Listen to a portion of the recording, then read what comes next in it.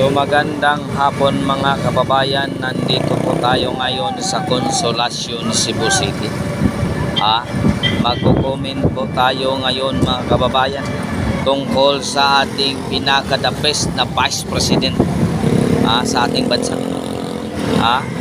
Ito mga kababayan, si Inday Sara. Sinasabihan siya ng mga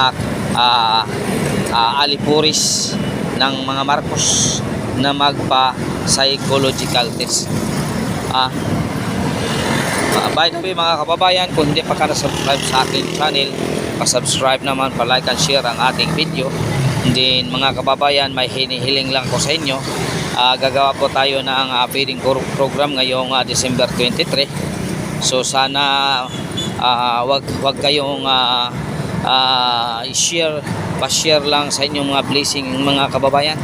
Share your blessing mga kababayan. Kahit ano, basta mapasaya natin ang ating mga kabataan doon mga kababayan. Mag-feeding program tayo mga kababayan, mag-feeding program po tayo. I-live ko po yan mga kababayan sa aking YouTube para makita ninyo kung paano ang iyong kwarta na ang iyong binibigay sa akin, kung paano ginagastos natin, kung anong mga premyo na ating bibilhin. I-live ko yan mga kababayan, live po tayo dyan. So yun lang mga kababayan, share your blessings mga kababayan yun lang ihiniling ko sa inyo, kahit ano lang. By the way mga kababayan, hinahamon ni Inday Sara ang grupo ng Tuadcom at yung mga Congress, mga alipuris, burisris, na payag si Inday Sara, magpa-psychological test Inday Sara at pag magpanyoro pa, and then sila din magpa-practice din magsama-sama sila doon. Ngayon kung gusto nila, hindi na paabutin pa ng 3 months. Yun mga Congress, yung mga young guns, ano pang hinahintay ninyo? Young guns, young guns, hinahamon kayo young guns. Kung tutupad kayo sa hamon, ibig sabihin malinis ang inyong konsensya, malinis ang inyong pagkatao, wala kayong tinatago sa inyong pagkatao. O young guns, anong hinihintay ninyo? Ito na ang pagkakataon para malinis ang inyong pangalan. Mga young guns,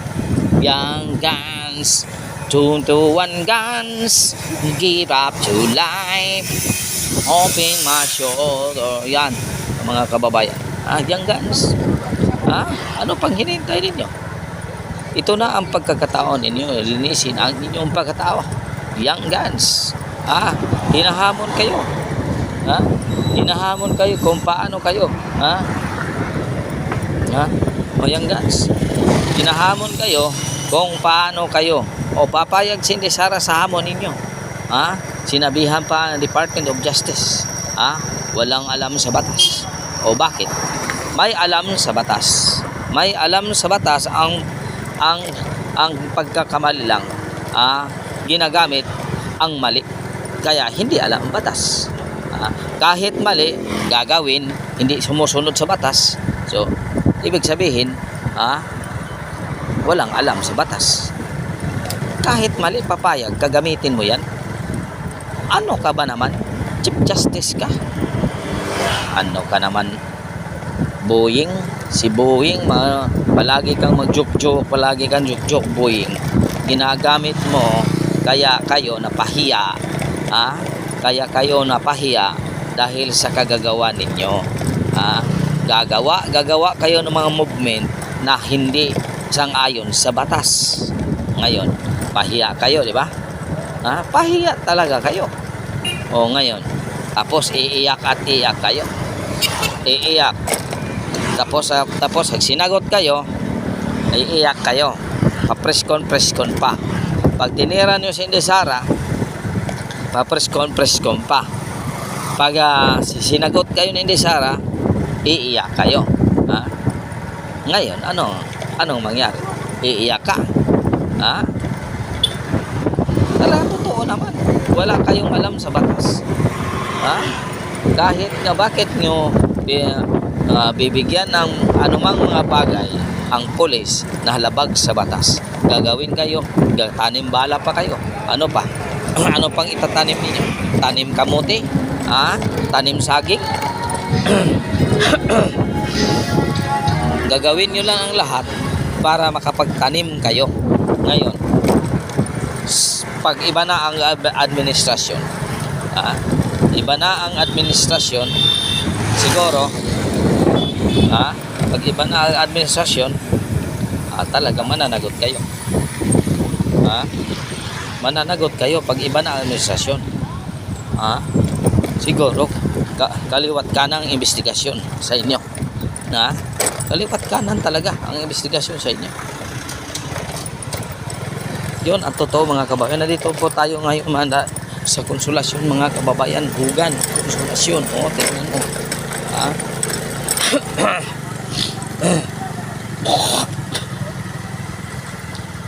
Nandito po tayo sa konsolasyon. May pupuntahan po tayo mga kababayan.